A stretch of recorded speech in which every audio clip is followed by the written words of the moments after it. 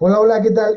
Chicos y chicas, buenas tardes para todas y todos. El día de hoy vamos a estar resolviendo la guía del Politécnico en lo que se refiere a la parte de historia. Recuerden de que el Politécnico incluye lo que se refiere a la historia, pero también al entorno socioeconómico de nuestro país, que es precisamente lo que les evalúa en esta parte. Y entonces, la evaluación que ustedes están viendo aquí enfrente es precisamente la que se publicó este año, es decir, el 2025, y es la que vamos a estar resolviendo en este momento, la parte de historia. Dice aquí, historia y entorno socioeconómico de México. Entonces, en la primera parte nosotros lo que evaluamos es precisamente la historia de nuestro país, y posteriormente se trata de resolver reactivos en lo que se refiere al entorno socioeconómico de México. Entonces recuerden de que esta es la característica del Politécnico, ¿verdad? De que estudia a la historia, pero de una manera estructural, en lo que se refiere a la estructura económica por un lado y a la estructura política por el otro. Así es precisamente como lo vamos a estar haciendo esta vez. Y entonces, sin más demora, vamos a comenzar con cada uno de estos reactivos, y ya ahorita resolvemos dudas. Entonces vamos a bajar aquí en nuestro documento para que comencemos con esta parte. Dice aquí la primera de estas preguntas: relacionar el soporte de las fuentes históricas con su definición. Y de un lado nos están poniendo el soporte, ¿verdad? Puede ser oral, puede ser textual, material, iconográfico o también cartográfico. Entonces nosotros sabemos de que el oral pues es precisamente el que se transmite a través del discurso. En el caso del textual sabemos que es lo que está escrito.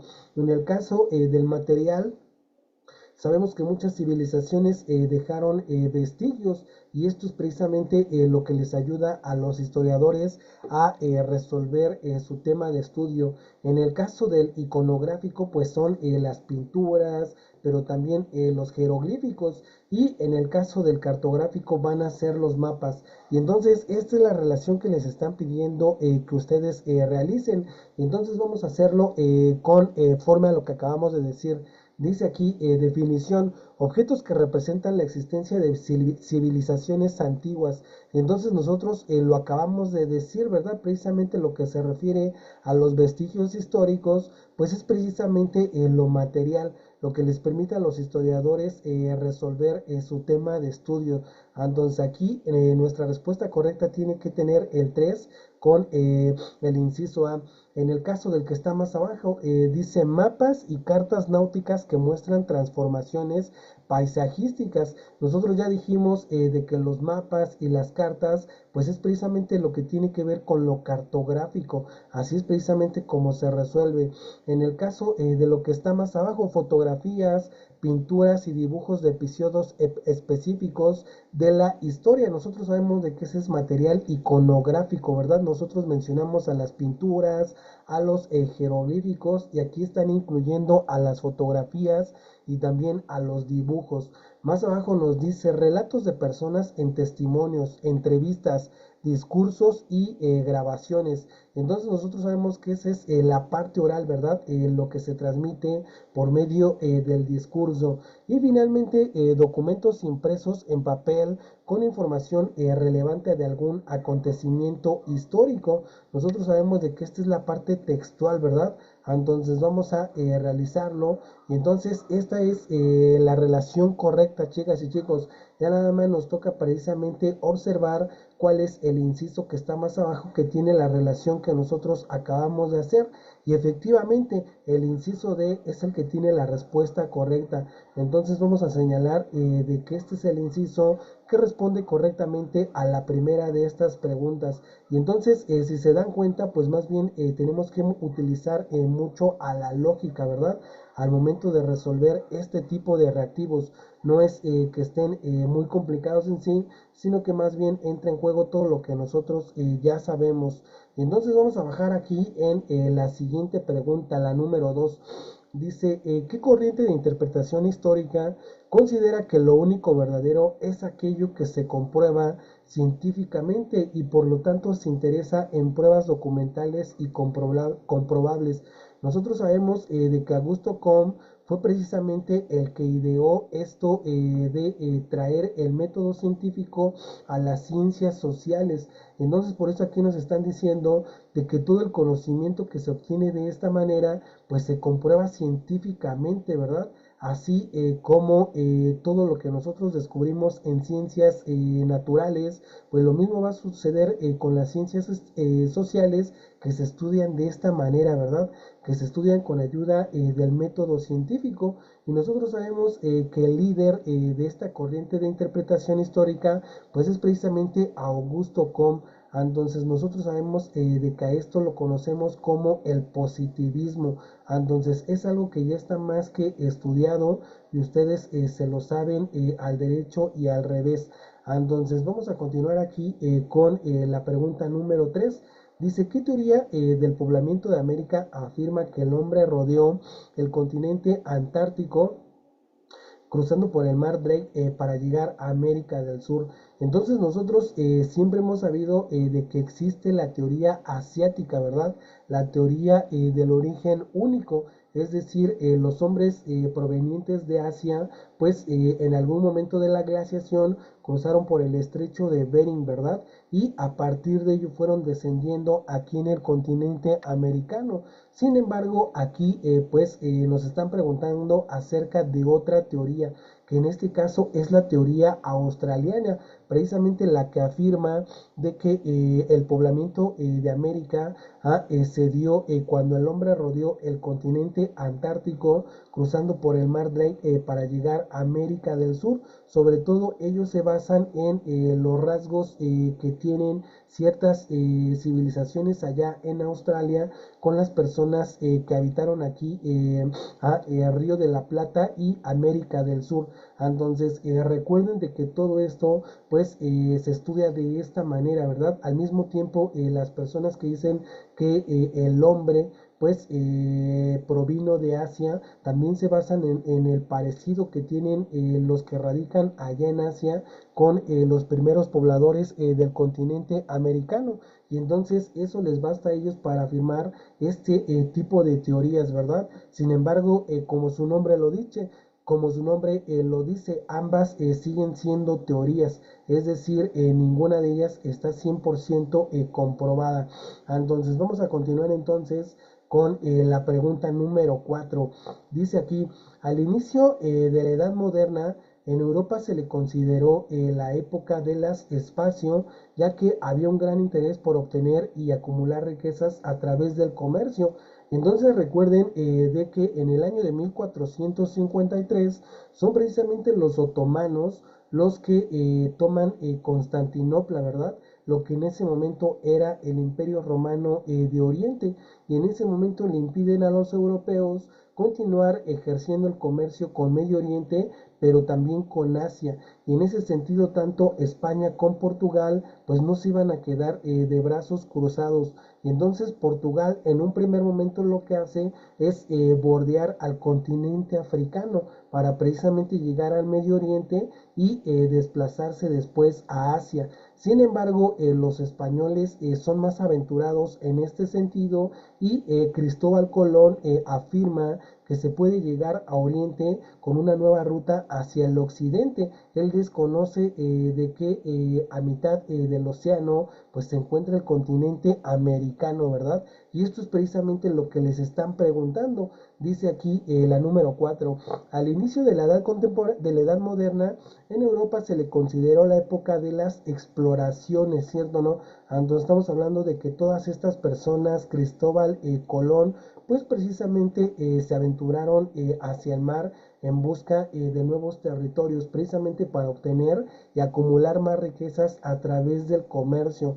Ese es el objetivo que estaban buscando. Y entonces al momento de que se encuentran con el continente americano, pues ellos ignoran de que se acaban de encontrar con algo totalmente nuevo. Sin embargo, posteriormente se dan cuenta de ello, ¿verdad? Y además el vasto imperio azteca pues da cuenta de toda esta riqueza, lo que llama más la atención a los españoles, que a través de distintas expediciones se van a ir adentrando en el continente americano hasta lograr concretar lo que se conoce como la conquista de México, que es precisamente lo que nos están preguntando aquí en la número 5. Dice, elegir los factores que favorecieron al proceso de conquista de México. Entonces vamos a ir señalando una por una. Dice, protección a las artes y costumbres de América. Pues nosotros sabemos de que esto no, ¿verdad? Lo que hicieron los españoles fue destruir toda la cultura de los prehispánicos. En el caso del número 2, dice apropiación de tierras mediante la colonización. Y evidentemente esto es cierto, una vez que logran la conquista, precisamente se apropian de todas estas tierras para su explotación y con ello se logra la colonización. Dice fuertes epidemias que mermaron a la población. Nosotros sabemos de que evidentemente así sucedió y esto fue un factor que le ayudó a Hernán Cortés para lograr conquistar la gran Tenochtitlan. Sabemos nosotros de que la viruela pues era una enfermedad que no conocían los prehispánicos, por eso no tuvieron cómo defenderse ante ella y más bien la población disminuyó. Esto fue un factor que le ayudó a Hernán Cortés en la conquista de México. Dice, uso de la razón y la experiencia en lugar de la fe. Sabemos nosotros de que también este es un dato erróneo, ¿verdad? En el caso de la número 5, dice, alianzas de los españoles a través de expediciones. Evidentemente este es un dato correcto. Nosotros sabemos de que los españoles fueron capaces de observar este encono que tenían las distintas poblaciones que rodeaban al imperio azteca, ¿verdad? Sobre todo porque ellos eran quienes monopolizaban el comercio y además hacían que todas estas tribus les pagaran a ellos tributos. Y esto también fue un factor que ayudó a Hernán Cortés una vez que hizo alianza con ellos, ¿verdad? Para finalmente asediar al imperio de México Tenochtitlan y que ésta cayera el 13 de agosto de 1521. Dice aquí, mayor difusión de ideas debido a la invención de la imprenta. Sabemos de que esto ya fue posterior, va a ser el primer virrey aquí en la Nueva España el que introduce precisamente la imprenta. Recuerden de que el virreinato de la Nueva España se establece en 1535 y Antonio de Mendoza es el virrey encargado de introducir la imprenta aquí a la Nueva España. Entonces, una vez que ya elegimos aquí los puntos que favorecieron el proceso de la conquista, ya nada más nos queda observar cuál es precisamente la respuesta correcta, ¿cierto o no? Y todos estamos diciendo de que efectivamente es el inciso de la respuesta correcta. Vamos a señalarla. Muy bien, muy bien. Entonces vamos a continuar con la actividad del día de hoy. Entonces déjenme borrar de este lado y continuemos con la pregunta número 6. Dice aquí, relacionar la forma de trabajo propia del periodo virreinal de la Nueva España con su definición. Entonces nosotros sabemos de que la encomienda fue precisamente esta forma de explotación hacia los indígenas. Recuerden de que el imperio español se sentía en deuda con los conquistadores y fue por ello que los otorgaron cierta cantidad de tierras, además cierto número de indígenas, y aquí la única obligación de estos conquistadores pues era precisamente evangelizar a estas personas. Y entonces cuando nosotros leemos el inciso A, asignación de un grupo de indígenas a un español para el cultivo de tierras, labores en minas y servicio de construcción, además de ser adoctrinados y pagar tributo. No nos queda la menor duda de que esta es la encomienda, ¿verdad? Este sistema de explotación que lo único que tenían que hacer los españoles es encargarse de la evangelización de estas personas. Recuerden de que la toma, la conquista de México, pues es en dos aspectos, ¿verdad? Por un lado es la conquista material, esta que se llevó a cabo por medio de las armas, de la que ya hablamos hace un momento, y la otra fue la conquista espiritual, precisamente todas estas órdenes religiosas, los franciscanos, los dominicos, los jesuitas se encargaron precisamente de la evangelización de todas estas personas. Y entonces aquí, si se dan cuenta, pues esto forma parte de esta conquista espiritual, ¿verdad? Se trataba de que los prehispánicos hicieran a un lado sus costumbres y que por el contrario aceptaran el elemento occidental, tanto en el idioma, pero también en la religión. Entonces dice más abajo, inició como un trabajo asalariado libre, pero evolucionó a una modalidad de deuda misma que se heredaba de generación en generación. Estamos hablando del peonaje. Este es precisamente lo que nos están preguntando en este momento. Y ya finalmente dice labor rotativa remunerada y por un tiempo limitado de indígenas varones entre 14 y 60 años que forzosamente laboraban con agricultores, ganaderos o mineros. Y entonces efectivamente este es el número uno. Y entonces ya nada más nos queda relacionar, ¿verdad? ¿Cuál es el inciso que tiene la selección que nosotros acabamos de hacer? Pues evidentemente estamos hablando del inciso B. Entonces vamos a señalar de qué es el inciso B, la respuesta correcta a la pregunta número 6. Entonces vamos a borrar y vamos a bajar en nuestro documento precisamente para continuar con las siguientes preguntas. Entonces dice aquí más abajo en nuestro documento, ordena cronológicamente los acontecimientos ocurridos durante la independencia de México. Entonces dice el número 1, promulgación de la Constitución de Apatzingán, en la que se establecía la división de poderes y la abolición de las castas.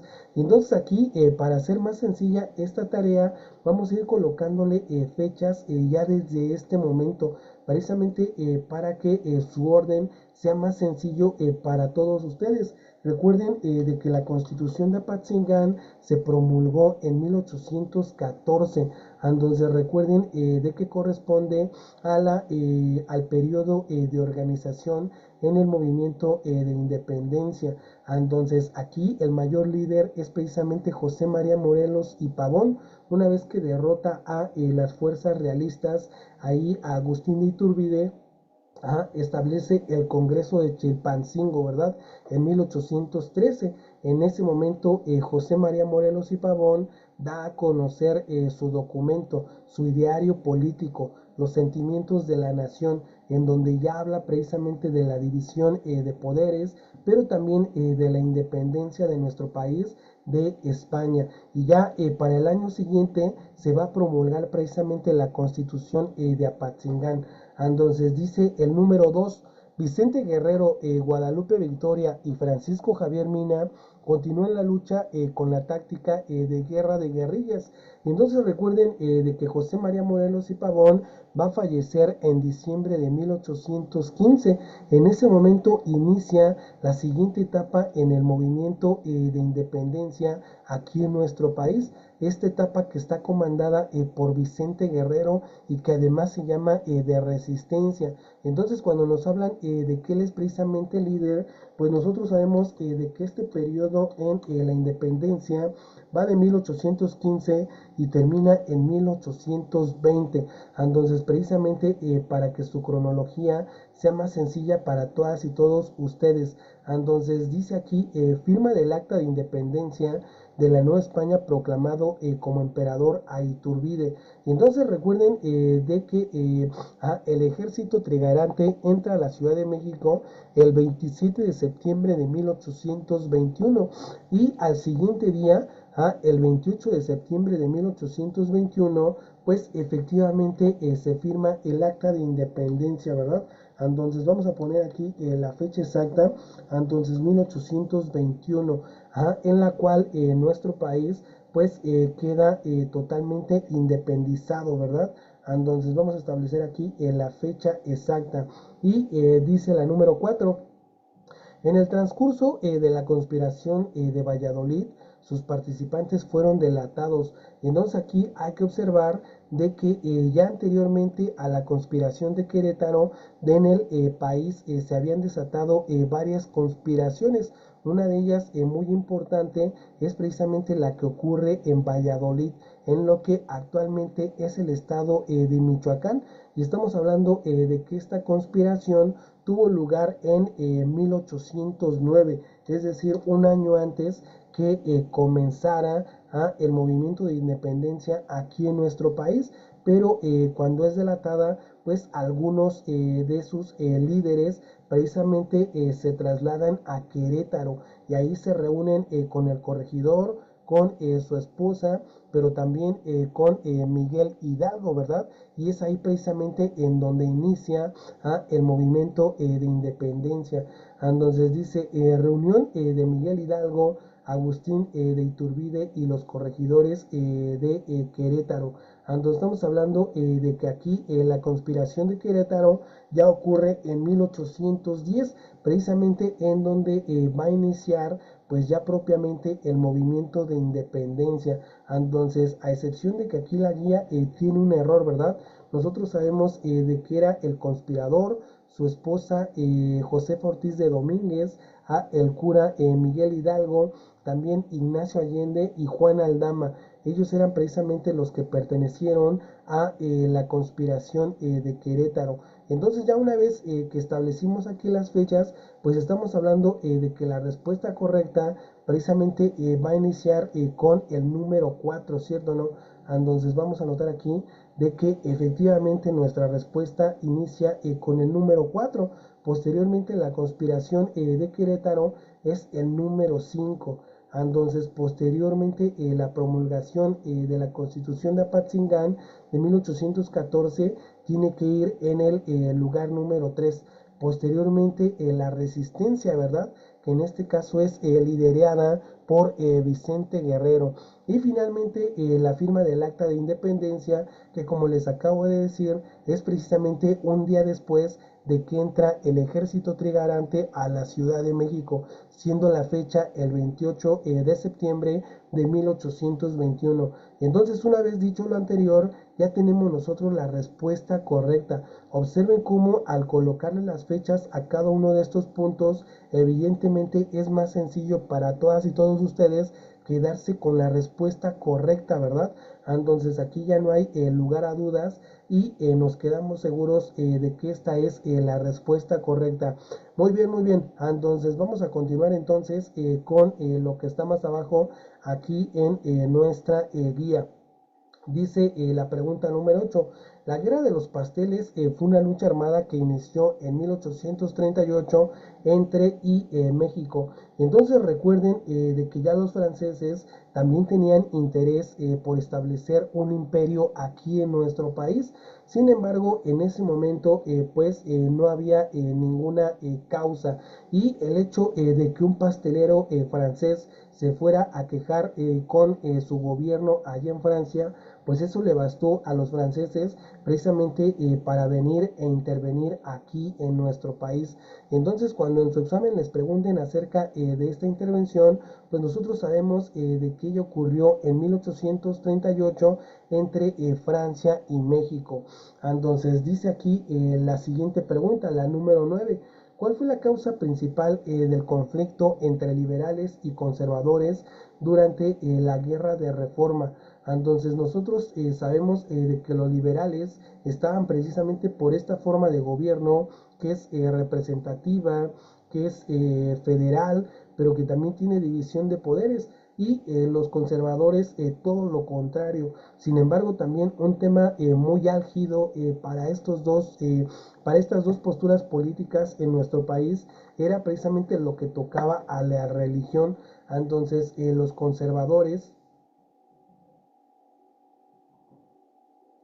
querían que la religión católica siguiera siendo la única que se profesara aquí en nuestro país, así como había sido consignado en la Constitución de 1824. Sin embargo, ya para la del 57, pues esto había cambiado y se permitía que se profesaran otras religiones y esto se consideraba muy radical para ese momento, tanto que fue uno de los motivos por los que nuestro país entró en guerra nuevamente, ¿verdad? Me estoy refiriendo a la guerra de reforma. Esta que en su examen también se refieren a ella como la guerra de los 3 años, la que va a ser entre los liberales por un lado y los conservadores por el otro, y que va a durar de 1858 y va a terminar en 1861 con el triunfo para los liberales. Entonces, cuando en nuestro examen observamos una pregunta de este tipo, evidentemente uno de los puntos y el conflicto era precisamente la oposición de las ideas eclesiásticas mediante la Constitución de 1857. Entonces, vamos a continuar aquí con la pregunta número 10. A finales del siglo XIX se originó el espacio, el cual consiste en la búsqueda de mercados, materias primas, zonas de inversión y regiones para poblar por parte de los países capitalistas en países susceptibles a ser dominados.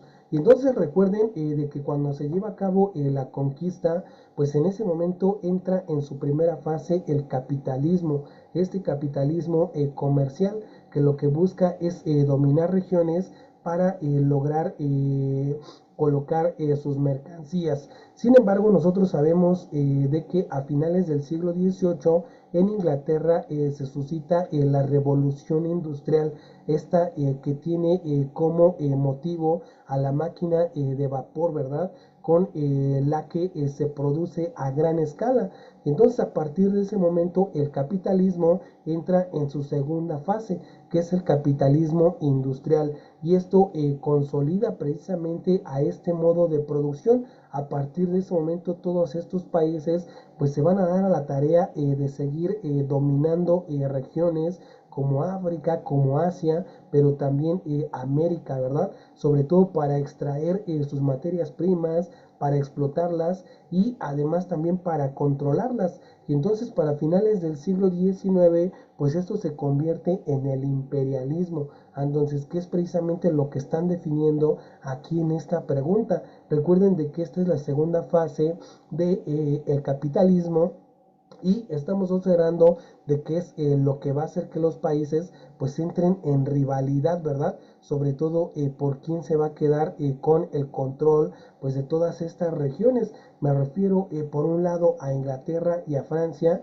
y del otro lado a Alemania, que también a finales del siglo XIX consigue su unificación y entra en perdónenme, entra en rivalidad con estos otros dos países. Entonces, el imperialismo es la respuesta correcta a la pregunta que nos están haciendo. Entonces, vamos a continuar aquí con nuestro documento. Dice la número 11. El 10 de enero de 1876, Porfirio Díaz anunció el Plan D con la finalidad de levantarse en armas contra el gobierno regente bajo la consigna de no reelección. Y entonces recuerden de que Maximiliano de Habsburgo se sienta en el trono de nuestro país. Sin embargo, Benito Juárez no va a estar de acuerdo con ello, y en 1867 finalmente logran fusilarlo en el Cerro de las Campanas. A partir de ese momento, Benito Juárez consigue llegar a la presidencia de nuestro país. Sin embargo, él busca su reelección, ¿verdad? Y para 1871 consigue reelegirse.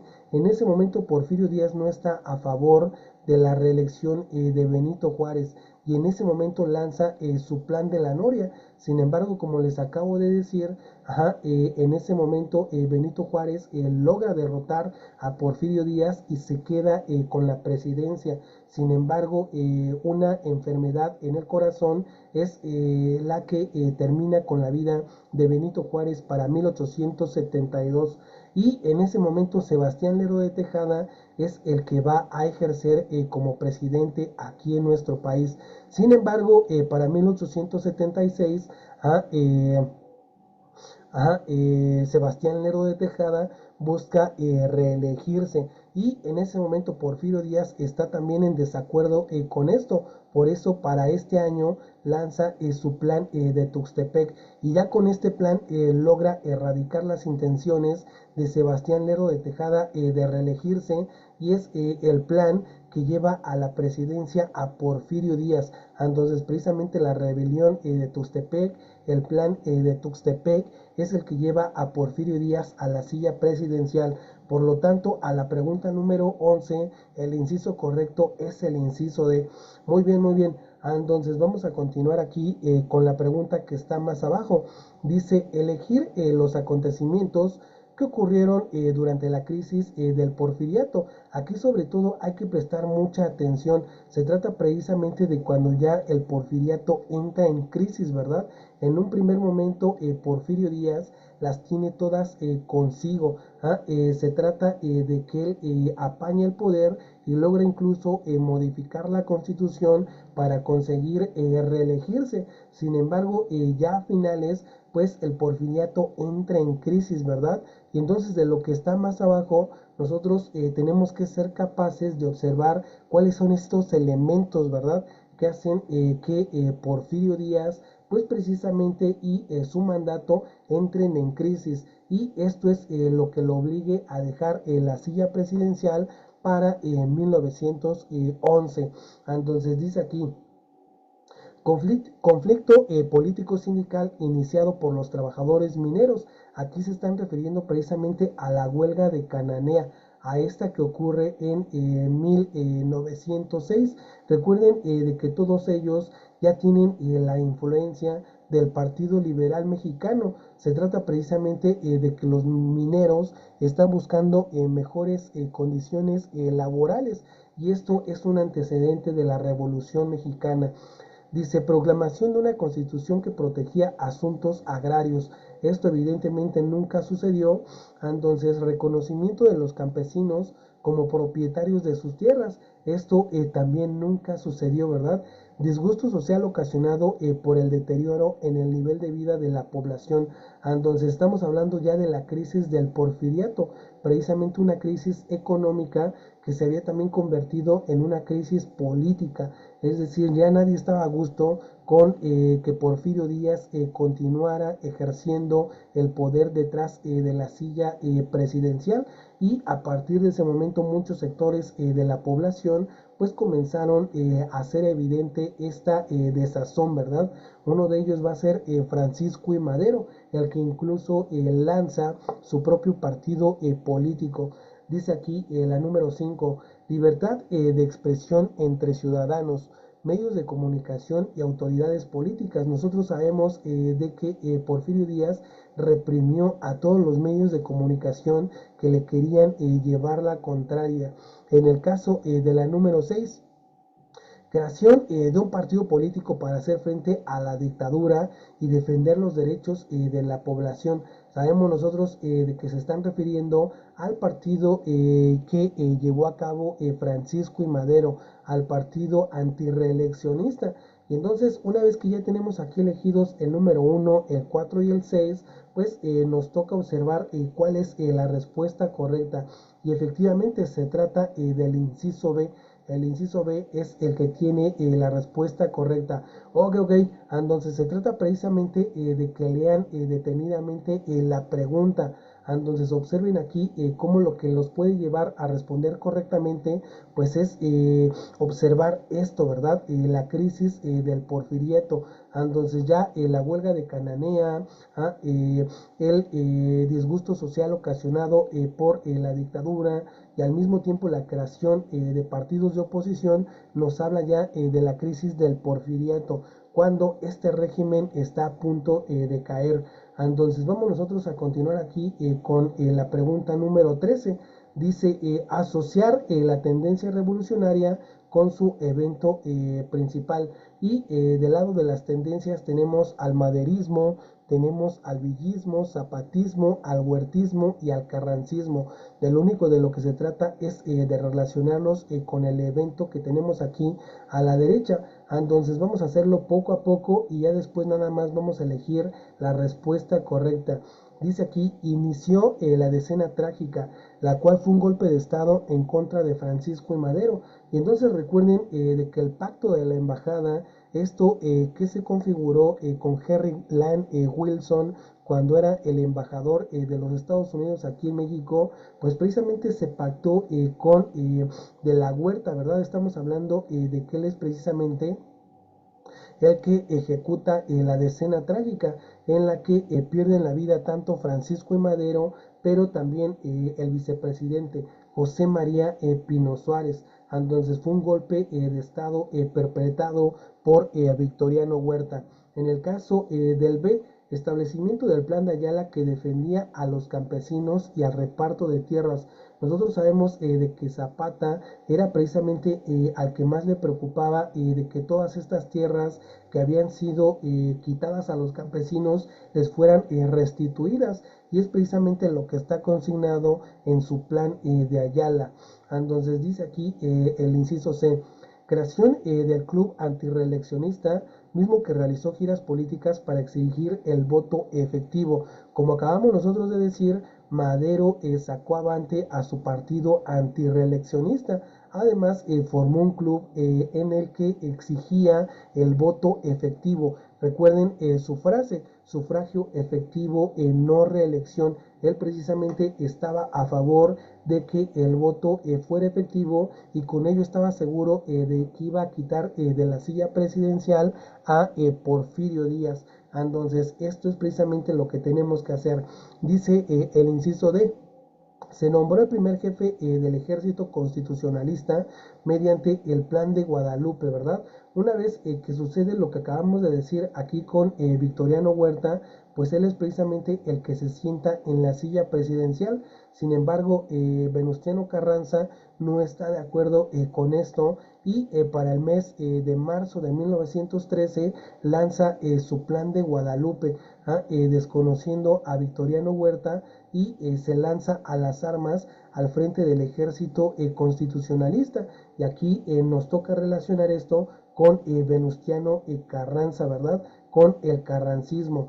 Entonces ya finalmente dice el inciso E, formación del ejército llamado División del Norte, integrado por campesinos y obreros que luchaban por las injusticias de las clases desfavorecidas.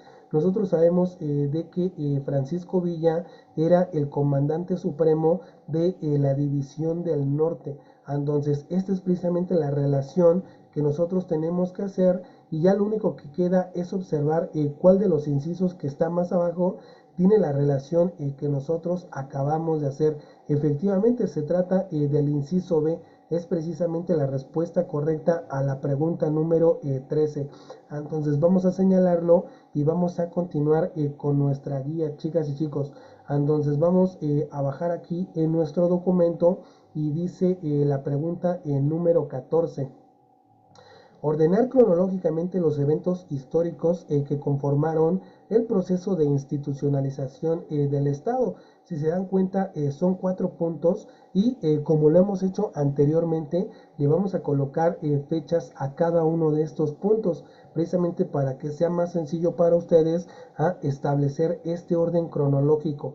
Y entonces dice aquí el número 1, inicio del Estado benefactor como modelo económico en el que el Estado interviene en la economía.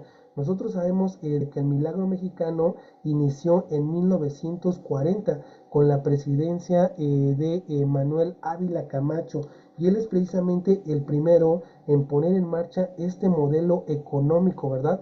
Precisamente el que se conoce como el Estado benefactor. Entonces dice la número 2, fundación del Banco de México como único emisor de moneda y como supervisor de otros bancos. Nosotros sabemos de que el actual Banco de México nació en 1925, precisamente cuando Plutarco Elías Calles estaba ejerciendo como presidente de nuestro país. Dice aquí la número 3, establecimiento del maximato como forma de gobierno con un jefe máximo como representante. Recuerden de que el maximato es todo un periodo en la historia de nuestro país, precisamente a raíz de que asesinan a Álvaro Obregón, va a nacer este periodo, ¿verdad? Me refiero el que va de 1928 y hasta 1900.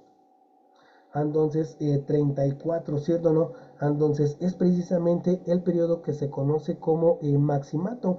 ¿Y cuál es la característica? Pues de que el jefe máximo era Plutarco Elías Calles. Los presidentes que estuvieron, Emilio Portes Gil, Pascual Ortiz Rubio, Abelardo Rodríguez, pues más bien no tenían el verdadero poder. Quien tenía el verdadero poder era Plutarco Elías Calles. Por eso es que hablamos del maximato como un periodo en la historia de nuestro país que va de 1928 y termina en 1934. Ok, ok. Y ya finalmente la número 4 dice creación de la Secretaría de Educación Pública con José Vasconcelos como su titular. Nosotros sabemos de que durante la presidencia de Álvaro Obregón, que fue de 1920 y que terminó en 1924, efectivamente fue cuando se creó la actual Secretaría de Educación Pública, siendo su primer secretario José Vasconcelos. Y entonces ya ahorita que tenemos todas las fechas, pues es más sencillo para nosotros establecer este orden cronológico, ¿verdad? Así sabemos de que el número 4 tiene que estar en primer lugar, es precisamente lo primero que ocurre. Posteriormente tiene que estar esto de la creación del Banco de México. Entonces vamos a señalarlo en este punto, ¿verdad? El inciso B es el que tiene este orden.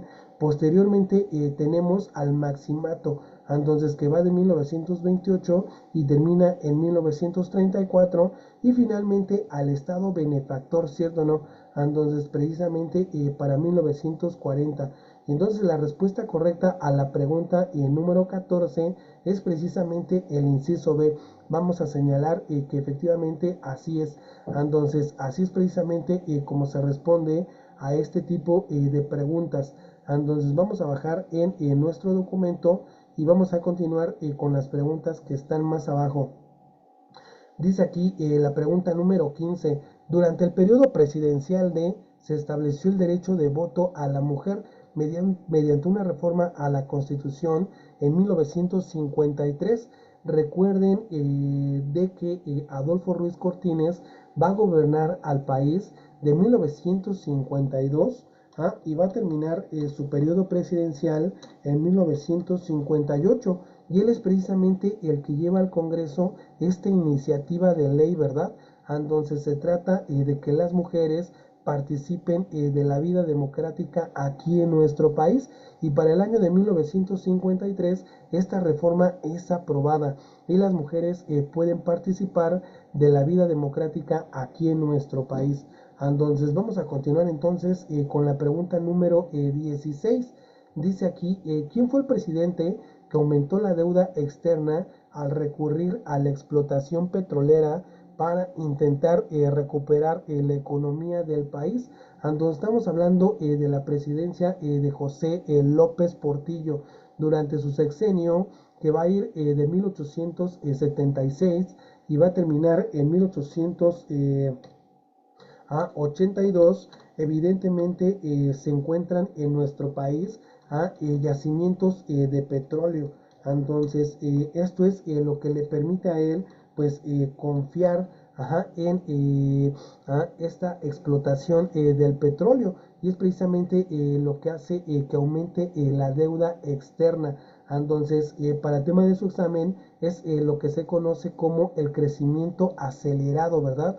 Durante el sexenio de José López Portillo se encuentran todos estos yacimientos de petróleo en Campeche y en el Golfo de México y es lo que intenta hacer acelerar la economía en nuestro país. Sin embargo, sabemos de que la situación al final se complicó y más bien José López Portillo tuvo que nacionalizar a la banca en nuestro país. Es precisamente su último acto de gobierno para el año de 1982. Entonces dice aquí la pregunta número 17. ¿Cuál fue la organización con mayor influencia en el gobierno durante la consolidación del sindicalismo en México? Y entonces recuerden de que es el presidente Lázaro Cárdenas el que precisamente hace este cambio con el partido oficial, ¿verdad? Recuerden de que en 1929 surge el PNR, el Partido Nacional Revolucionario, pero va a ser el presidente Lázaro Cárdenas el que lo cambie a Partido de la Revolución Mexicana. Y estamos hablando de que este cambio se trataba precisamente de organizar en sectores al partido por un lado estaba el sector campesino, anotemos aquí, campesino. Entonces vamos a anotar aquí de que por un lado estaba el sector campesino, más abajo estaba el sector obrero, más abajo estaba el sector militar y finalmente el sector popular.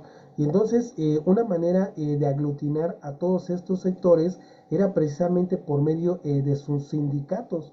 Y estamos hablando de que la Confederación Nacional Campesina era la manera de organizar a los campesinos. En lo que se refiere a los obreros es la CTM, ¿verdad? La Confederación de Trabajadores de México, cómo se les aglutina. Y es precisamente lo que nos lleva a la respuesta correcta aquí en la pregunta número 17, cuando nos hacen la siguiente pregunta. ¿Cuál fue la organización con mayor influencia en el gobierno durante la consolidación del sindicalismo en México? Estamos hablando de que se trata de la Confederación de Trabajadores de México, ¿verdad? La CTM. Por lo tanto, el inciso B es la respuesta correcta a la pregunta número 17. Entonces, así es precisamente como se contestan este tipo de reactivos. Vamos a borrar lo que anotamos de este lado y vamos a bajar aquí en nuestra evaluación del día de hoy. Dice aquí, asociar al presidente con el movimiento social que se presentó durante su periodo de mandato. Entonces recuerden de que ya esta estabilidad social pues se venía disgregando, ¿verdad? Entonces todos estos movimientos lo que le estaban diciendo al gobierno pues es de que no se sentían representados por él. Entonces el movimiento magisterial va a ser el primero de ellos, chicas y chicos. Este movimiento surge en 1958, entonces durante el gobierno de Adolfo Ruiz Cortines. Entonces vamos a relacionarlo ya desde ahorita. En el caso del movimiento ferrocarrilero, pues ese es un movimiento que va a iniciar en 1958, pero va a terminar en el año de 1959 con la represión para este sector en la población. Entonces, quien finalmente lo reprime de esta manera es Adolfo López Mateos. Entonces, el movimiento médico, pues evidentemente va a ser un movimiento que surge en 1964. Entonces, durante el gobierno de Gustavo Díaz Ordaz. Entonces aquí estos movimientos lo que le estaban diciendo al gobierno es de que no se sentían representados por el partido del Estado. Sin embargo, como acabamos de decir, el gobierno no hizo caso de ello y todo va a estallar en 1968, ¿verdad? Con la culminación del movimiento estudiantil. Sin embargo, aquí la respuesta correcta a esta pregunta evidentemente es el inciso D, el que efectivamente tiene la relación que nosotros acabamos de hacer, chicas y chicos. Entonces se trata precisamente de que ubiquen las fechas de cada uno de estos movimientos con el presidente que le corresponde. Entonces vamos a continuar aquí con la pregunta número 19. Dice nuestra pregunta, acuerdo firmado por el presidente Miguel de la Madrid en el que se establecía la apertura comercial, reducción de impuestos para exportaciones y el libre comercio de México. Y entonces recuerden de que Miguel de la Madrid va a gobernar aquí en nuestro país de 1982 a 1988 y es precisamente con el que inicia el periodo neoliberal. Entonces, para tema de su examen, es así como lo tenemos que identificar, presidente con el cual inicia el periodo neoliberal. Esto por lo que nos están preguntando, ¿verdad? Él es precisamente el que firma el GATT, chicas y chicos. Entonces, se le conoce a este tratado como el Acuerdo General sobre Aranceles y Comercio, GATT por sus siglas en inglés. Estamos hablando de que se firma en 1986. Entonces anotemos aquí acuerdo acuerdo general sobre aranceles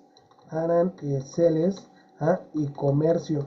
Entonces estamos hablando de que esto se firma en 1986 y como ya se dieron cuenta es el presidente Miguel de la Madrid quien lleva esto a cabo, y a partir de ese momento en nuestro país entra en la vorágine neoliberal, esta precisamente que continuamos en la actualidad. Entonces, esta es la respuesta correcta a la pregunta número 19. Vamos a borrar lo que anotamos de este lado y vamos a continuar con la siguiente pregunta. Dice aquí, eventos acontecidos durante los gobiernos neoliberales en México. Entonces recuerden de que con Miguel de la Madrid inicia el periodo neoliberal, pero va a continuar con Carlos Salinas de Gortari, con los sexenios panistas, tanto de Vicente Fox como de Felipe Calderón, y va a continuar esto con el regreso del PRI, es decir, con Enrique Peña Nieto. Y entonces nos están pidiendo estos eventos acontecidos durante los gobiernos neoliberales en nuestro país. Y el inciso C es precisamente la respuesta correcta.